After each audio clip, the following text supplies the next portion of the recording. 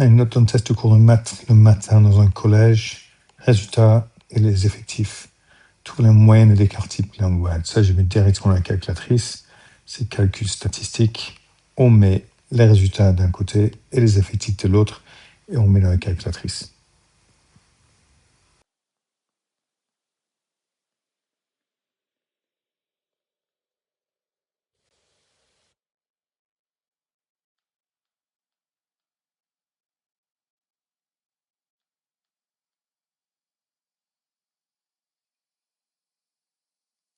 On va ajouter une page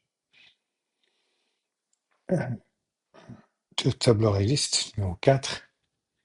Ici, où j'ai résultat et effectif. Donc, le résultat, j'ai 1, 2, 3, 4, 5, 6, 7.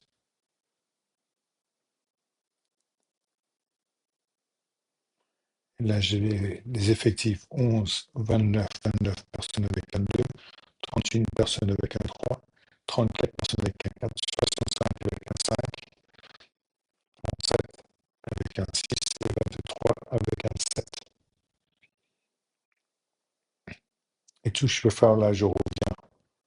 On contrôle à gauche une page. Et je vais en point à gauche pour faire ce calcul. Tout, je peux faire c'est le menu statistique, numéro 6, calcul statistique. Et j'ai juste une variable, la seule variable, c'est le résultat. Nom de liste, une liste, OK. Liste X, c'est en fait le résultat. Liste et fréquence, c'est pas c'est le nombre de personnes pour chaque truc. Et ça, c'est effectif, j'avais appelé ça. Jamais des catégories. OK. Et maintenant, j'ai valeur. Donc, en fait, j'ai la moyenne qu'on voit ici. Moyenne 4,44. Et sigma, c'est l'écart type 1,66. Il y a un moyen dans les valeurs ici, je reviens ici, de faire résultat fois 10, les notes fois 10. Donc, résultat 10, et ici, quand c'est égal, je peux mettre un calcul. Donc, je fais 10 multiplié par 1, résultat. Donc, avec variable, je peux prendre résultat. Et quand je vais entrer, ça multiplie par 10, je peux le calculer. On peut aujourd'hui aussi faire un résultat 10,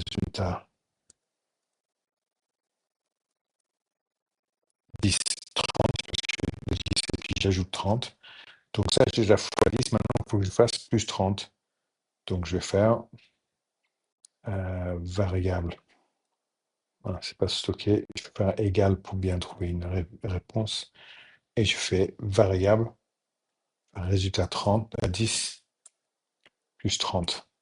Ce qu'on a fait déjà fois 10, plus 30. Et maintenant, je fais la même chose avec résultat 10 et résultat 10, 30. Si je reviens ici, tout ce que va se le faire dans les stats, euh, ça c'est ce que je mets, mais je change résultat en résultat 10.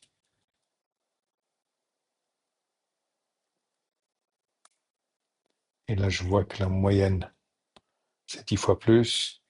Et écart type, c'est 10 fois plus. Et si je fais la même chose, et je change résultat 10 en résultat 10, 30,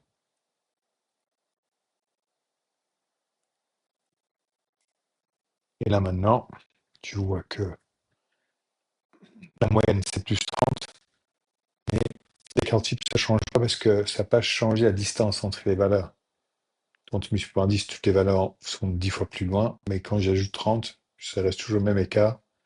Donc écart type ne change pas, bien que la moyenne change. On a x bar qui est la moyenne 4,4, 4, 1, 6, 6, etc., qui fait à peu près 4,44, parce que 3 chiffres significatifs avec un 1 après, ça reste la même chose. Et l'écart type, c'est sigma avec un petit x. Donc sigma x est égal à 1,6, 5, 7, 2, 8, 6, qui est à peu près égal à 1,6, 6, parce que 1,65 avec un 7 après, je fais 1,66, je fais mieux ça à 5. Donc ça, c'est l'écart type. Donc maintenant, non, 4 chiffres significatifs, il faut que je change. Donc c'est 4,4, 4, 1. Et ici, c'est 1,4 chiffres significatifs, c'est là. Donc avec le 2 après, ça reste le même. 1, 6, 5, 7. Voilà, ça c'est mieux. B. Les notes sont multipliées par 10, note moyenne et l'écart type. Elles sont multipliées par 10, ça veut dire que ça devient 10, 20, 30, 40, 50. En fait, c'est espacé par 10, donc c'est plus écarté. Donc des 10 fois plus écarté. Les notes sont 10 fois plus grands. Donc en fait, la moyenne devient 10 fois plus grand et je fais juste ça multiplié par 10 ou ça multiplié par 10. Ça fait 44,41. Et l'écart type fait la même chose, multiplié par 10, ça devient 10 fois plus écarté, donc je multiplie par 10, ça fait 16,57. Pour partie C, on ajoute ensuite 30 points à chaque note. Donc à partir de là, j'ajoute 30 à chaque note. Ça veut dire que ces valeurs ici qui sont écartées, j'ajoute par 10, donc en fait, j'ajoute 30, donc ça monte par 30, mais c'est toujours le même écart. L'écart, c'est la même chose. Donc c'est toujours la même dispersion. Donc la moyenne monte par 30, donc c'est 44,41 plus 30, ça fait 74,41. Et l'écart type, vu qu'en fait, si j'ajoute 10 à chaque truc, c'est comme si je vais dessiner. Si j'ai toutes les valeurs qui sont là, j'ajoute 10 à 30 à chacun, boum, c'est toujours aussi écarté. Ça ne change pas l'écart. Donc l'écart type, ça ne change pas. Donc sigma, c'est toujours la même chose que la dernière fois, 16,57.